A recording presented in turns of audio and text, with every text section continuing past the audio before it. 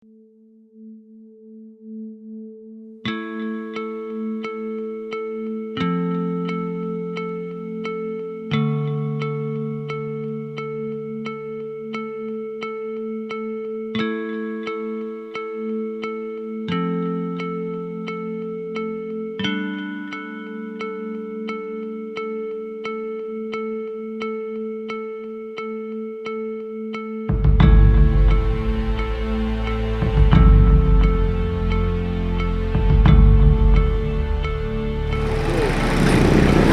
you know the steps you need to take in case of a fire outage in your area, in your home, or in any building you find yourself in?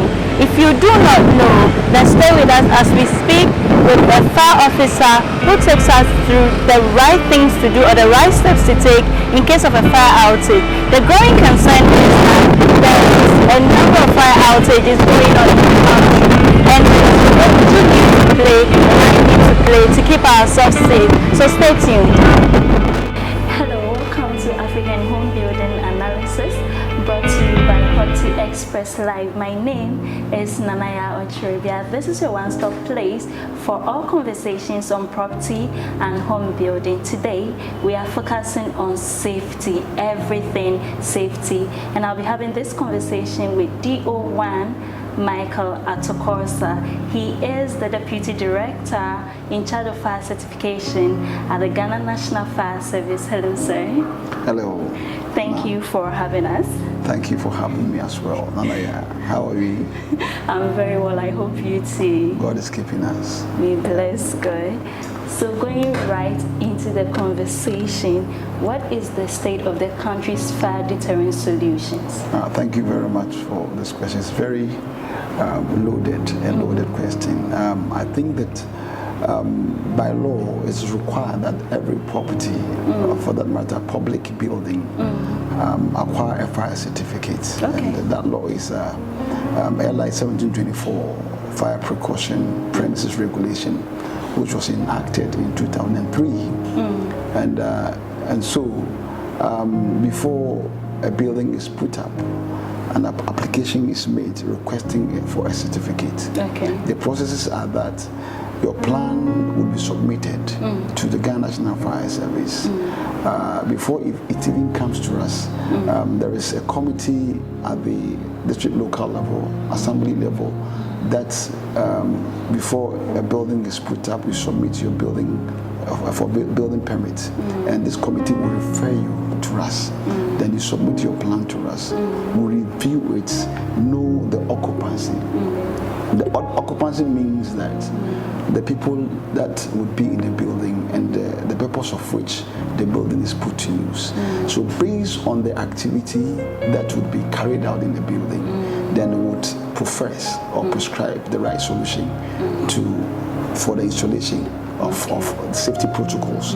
Now, so it is required that knowing what you are going to do, then the right prescription is made, and it is mandatory that those installations are made.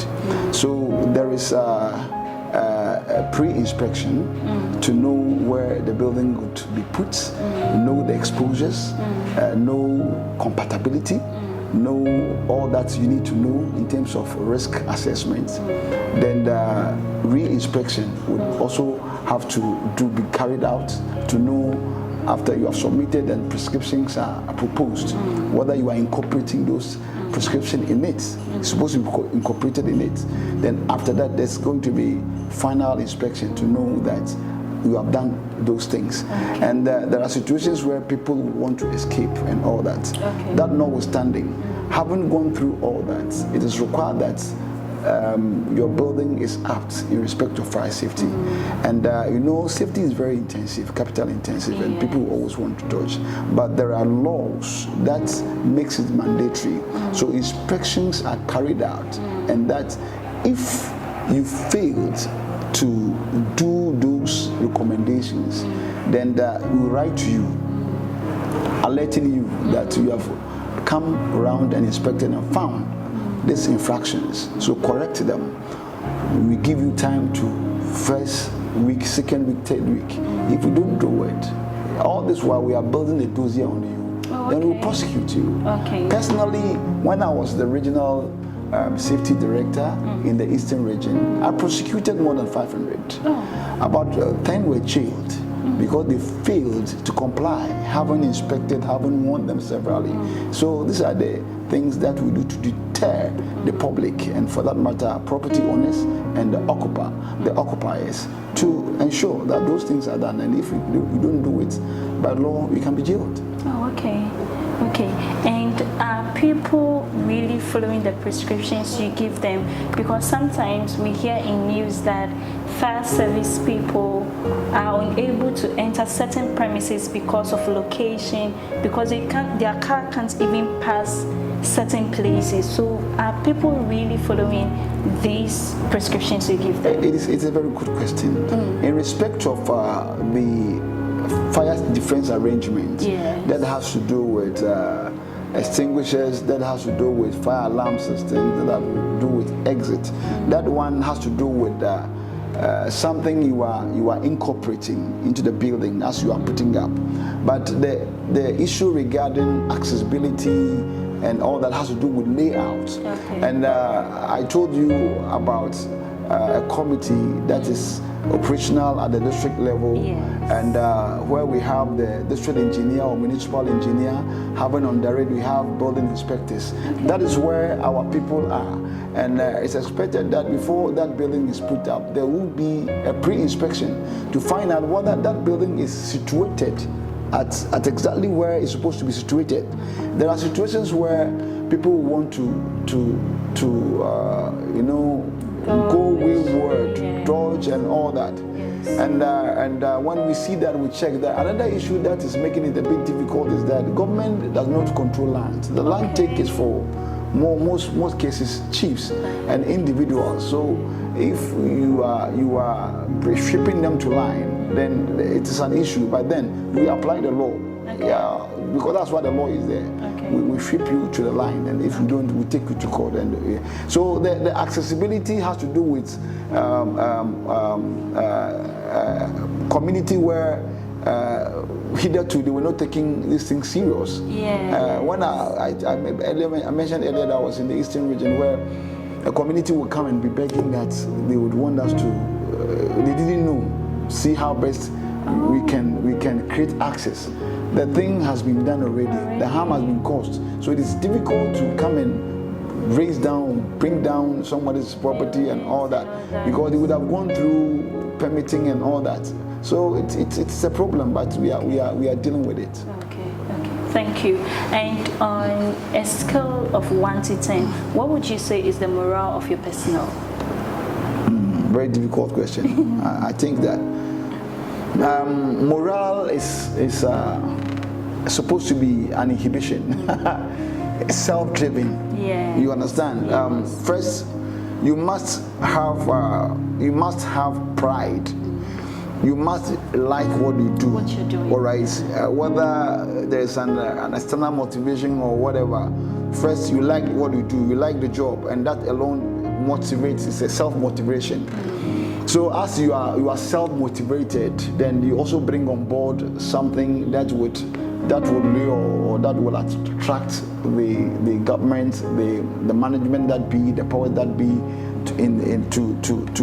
to thinking about you, that okay, this guy, although I have given him little, but because of what the commitment and the desire, the zeal, let me do more for him. Yes, we would expect and love that the government and the authorities and the bodies that be, the powers that be, motivate us. But I always talk about self-motivation. Sure. We must love what we do. We must take pride in what we do and to do it very well. But I would say that in the fire service, I personally tell them, advise them, hey, you need to know and accept that you are one.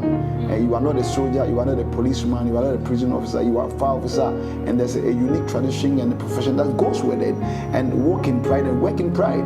So in the scale of motivation, I would say it's 6 to 10, but we are getting there. We are infusing and imbibing into them the professionalism and the love to work and to be committed, and that will attract outsiders to do more for us. Okay. So with Ghana's infrastructure, security and safety it is largely dependent on the swift attendance of your department. What is your attendance range? Yes, fortunately, I am just coming from a simulation we did with the British High Commission. Okay. And they were so much impressed because our response time was 3 minutes. Wow. Yes. From our headquarters to Ridge, GIG, okay. closer to, yeah. Fortunately, there wasn't enough traffic, and that we were able to navigate, because as a fire officer, you must know your topography, know where there's heavy traffic, less traffic, and all that. In an event where we are currently experiencing the visit of the United States of America Vice President, and all some areas are barricaded and all that, I believe that all these things, you must be abreast of all these protocols, so that should there be an emergency, you know the best route, so that you will limit the response time. Okay. So averagely the response time must be 5 to 7 minutes, all right, or 3 to 7 minutes, and then the response time in Ghana has been 3 to 8 minutes, which I think it's unless of course there are issues regarding traffic, and there are issues regarding accessibility and all that, which these days Ghanaians we are pleading that we keep their consciousness level to know that it doesn't pay to block access, all right, and also not to compromise safety to security. The two must be apart. All right, as we are so minded of security, which would become a problem in an event of fire outbreak, and where we have life to save and all that, it is important we look at safety as well. Okay. In the homes where people are bothered about security, and they have barricaded and that burglar proofing and all that, we are saying that think about your safety in as much as we are thinking about security, and we appreciate that you check security. Think about how you would create one collapsible burglar proof, so that should something happen, you just roll it over and you escape. Okay, okay, that's very true.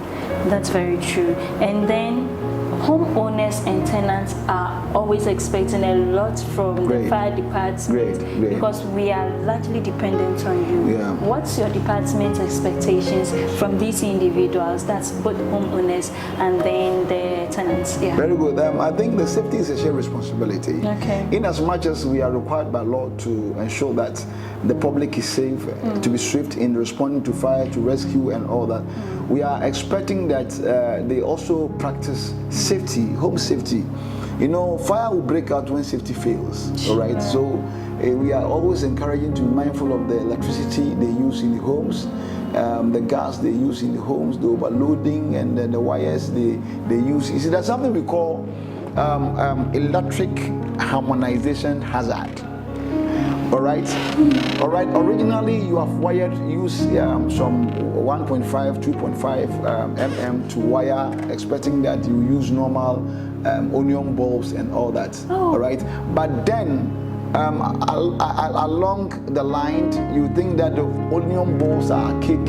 You are bringing they are not even nice. You are bringing more nice ones, where halogen bulbs and all that. That's energy.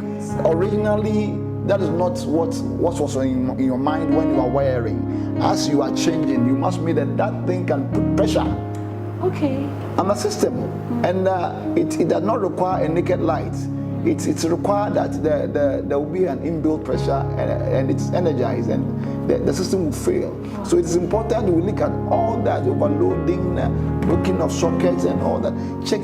Personally, me as a professional fire officer and safety officer, anytime I am leaving home, there is a checklist at the back of my door, where I'll be taking. If I have switched off my electricity, I take it.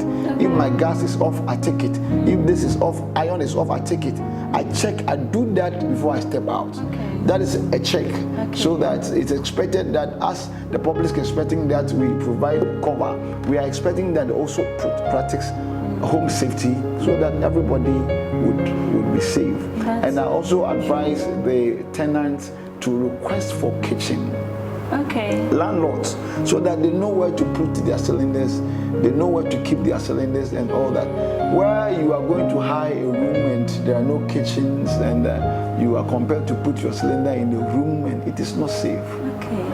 So when I was entering your premises, I saw, I think it's a board in front saying that your cylinder should be outside. That's it. Now there is this situation when you're in a compound house and put your cylinder outside, thieves will come and take it. What do we do? Secure it. Have a buckler, proof something to secure it. Okay. All right. Or if you think that you don't want to put it outside there, then you have to find a place. All right. That is why I'm saying that in a public building or public house, rented a facility, when you are going to rent such a facility, ask for kitchen. Okay. It is you're right. Okay. You don't expect to pay that much and expect that you cook outside and all that. It is not right. So we are engaging the landlords as well to please. Now it is improving. Yeah, they do all that. Yeah, it's improving. Okay, and for people in their own homes, they have the kitchen and the cylinder is in the kitchen. Is it advisable, or if you have, let's say, a kitchen cabinet and you have one cabinet for the cylinder, is it advisable? You don't put cylinders in a cabinet. We expect that put it in an open environment, space. Open space, so that even when it's leaking, all right, it would be polluted or diluted. You understand? Okay. Otherwise, the cylinder will entrap, and it's a risk. Okay. When there's a naked light, it can explode or something. So we put it outside. That's why we advise that put cylinder outside and put a shade on them to block the sun rays from accessing it. Okay. Otherwise, it's also dangerous. Exposing your cylinder to heat. Otherwise, it expands and it could cause explosion. Okay. Ideally, every 6 to 12 years, you must change your cylinder. Okay. Most cylinders people are using can't stand pressure test. Okay. They are weak. Anytime you finish using a cylinder and you carry it, you shake it, and you hear that sound inside there, it means that the inside walls are dropping.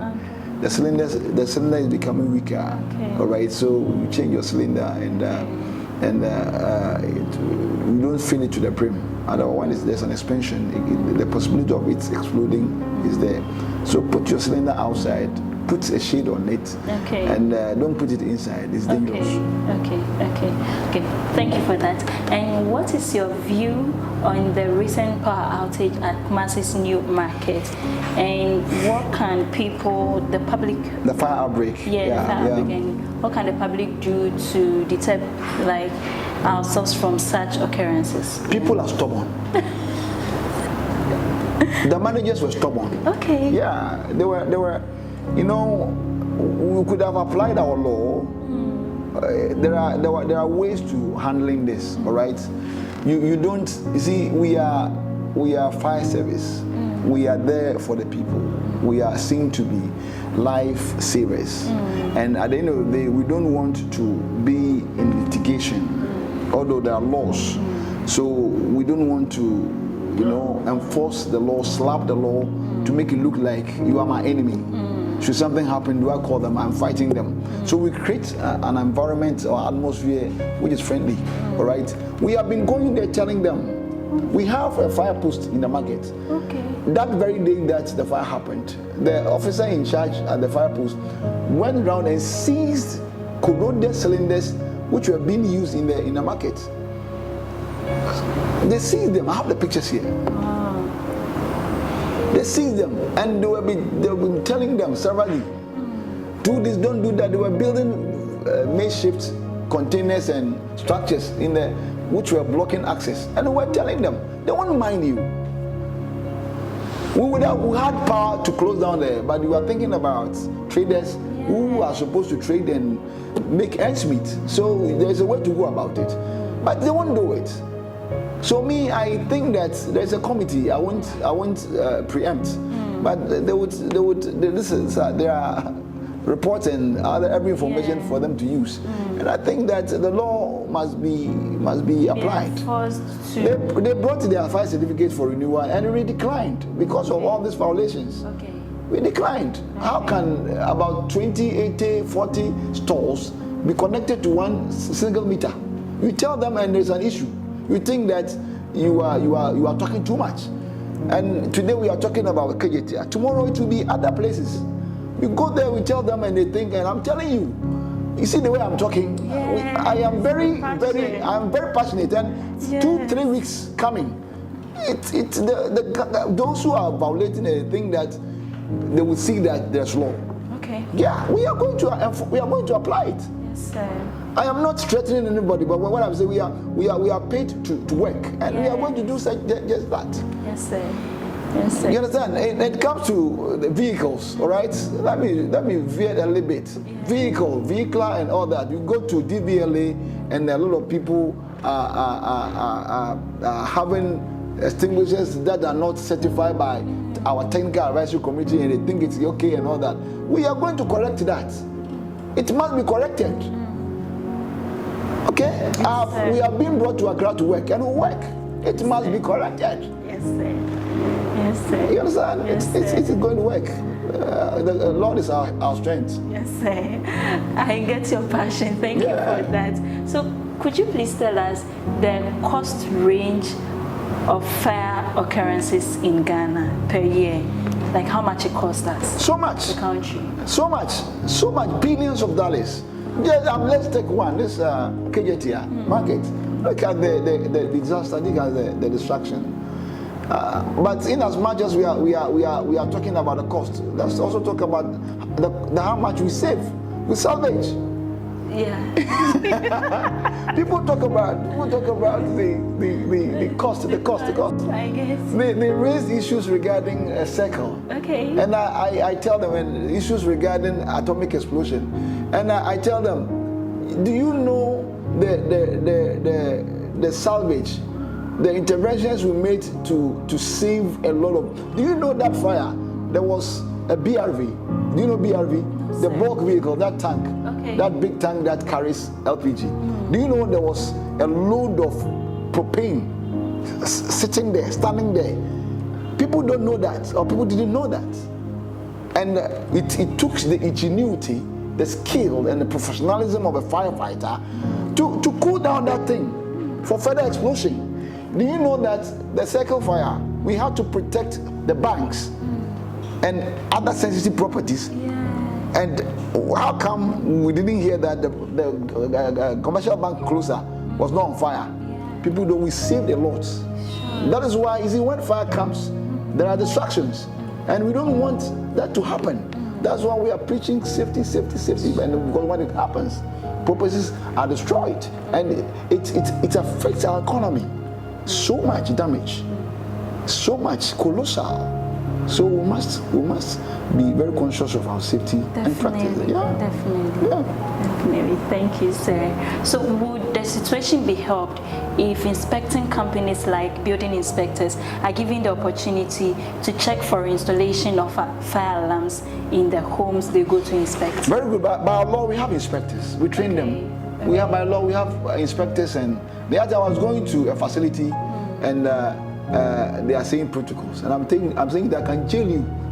I can have to come to your premises unannounced. Who told you you have to block me?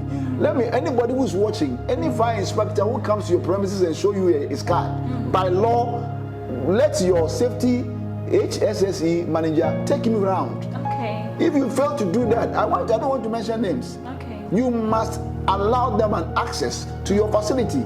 And very soon they'll be coming around. If they come around and you block them, they would jail you. Okay. I will lead that crusade. Yes, sir.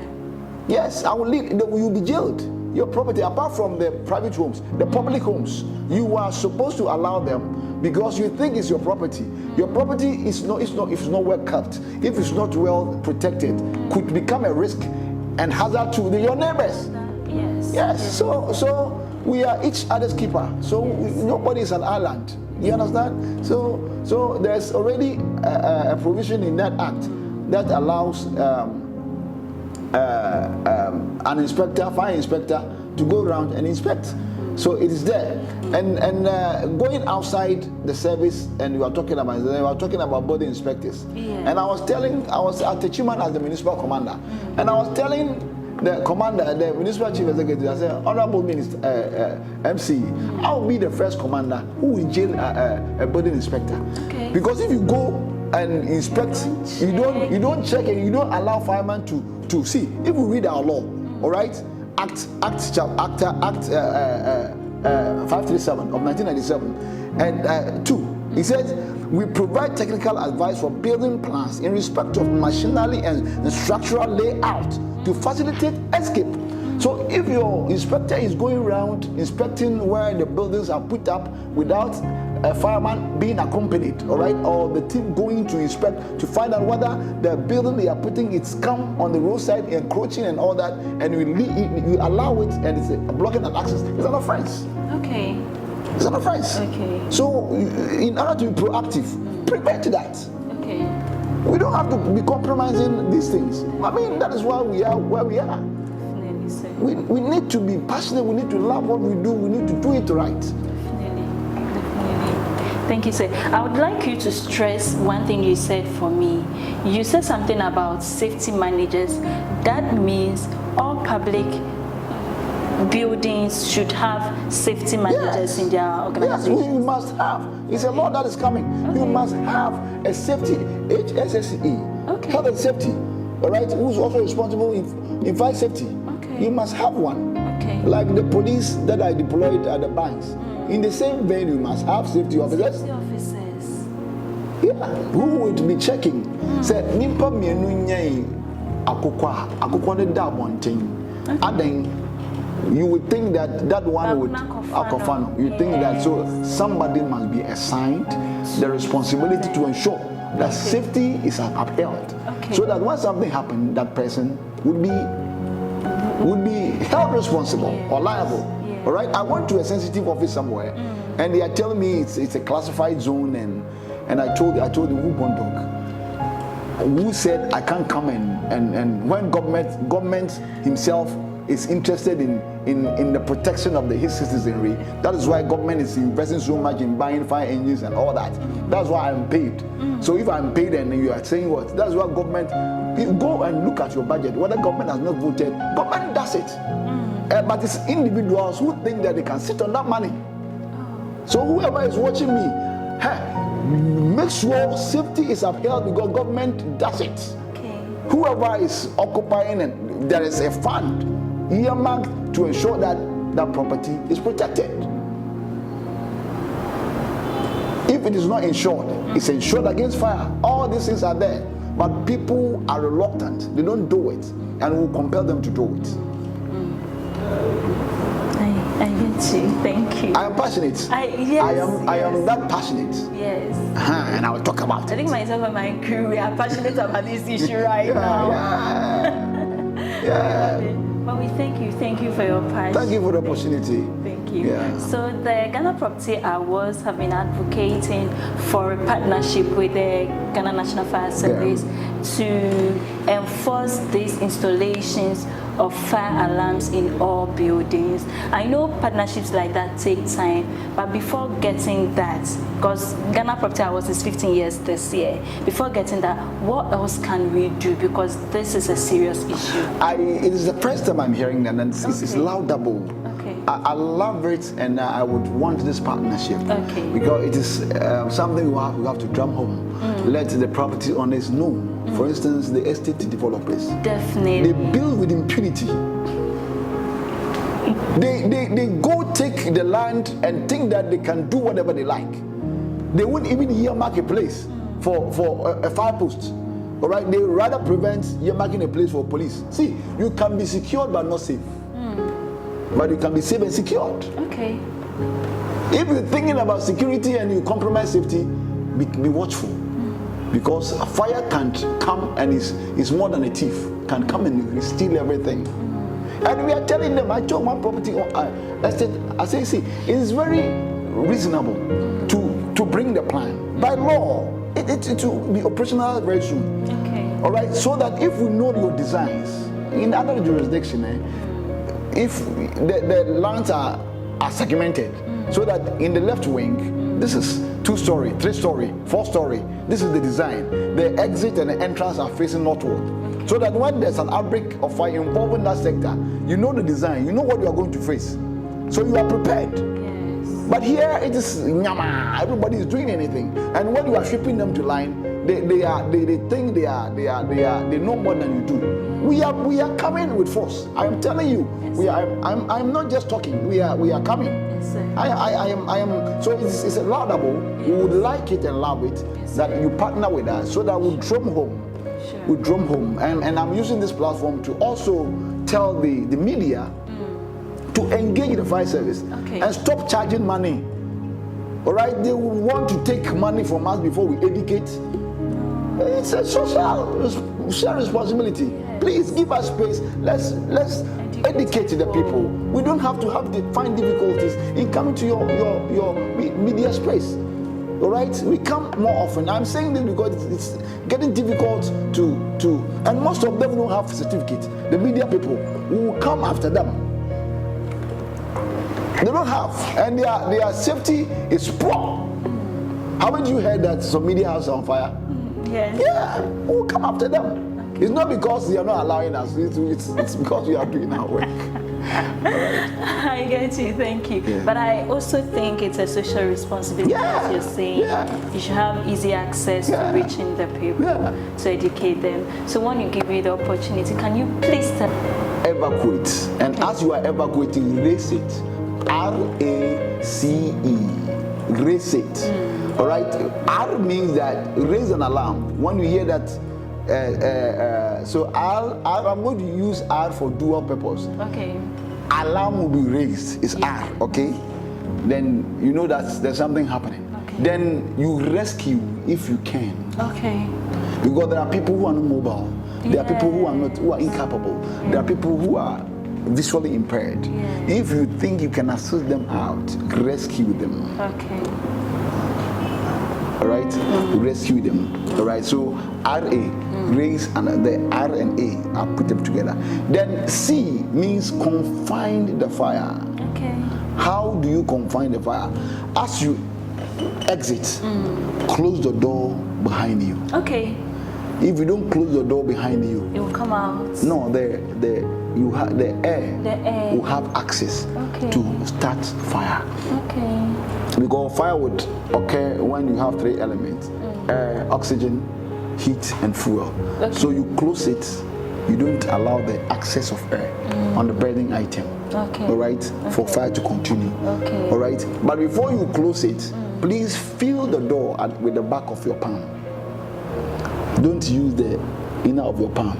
Otherwise, if the door is electrocuted, you'll be electrocuted. Oh, okay. All right. Okay. So feel it. Then E means that evacuate or exit to the assembling point. Okay. But as you are going, if the fire is not that intense, it's a small fire, because definitely every fire starts smoke without before fire. Then you can use the extinguisher. Okay. Please use it. Okay. I have known people who, when fire broke out, they carried the extinguisher and threw it inside. All right, they threw it, which is not a good practice. Rules to people or for people, so that when it happens, they know the role they have to play. Okay. Because it's very swift when fire break out and all that. Thank you very much. Yeah. Is there any other thing you would like to add? Any concluding words? I think that safety is a shared responsibility, and people must be apt when it comes to safety. Safety is not something we grew up with. It is something we adapted in this part of the world. Yeah. So it is very difficult, and safety is intangible. You know, because it's intangible, wait until you stop what you were doing right. Then something will happen. Then you know that you were doing something right and you stopped it. And because it's a lifestyle, it's an inhibition, all right? You don't value it until you stop doing something right. So please, let safety become a lifestyle. Yes, and when it becomes a lifestyle, you become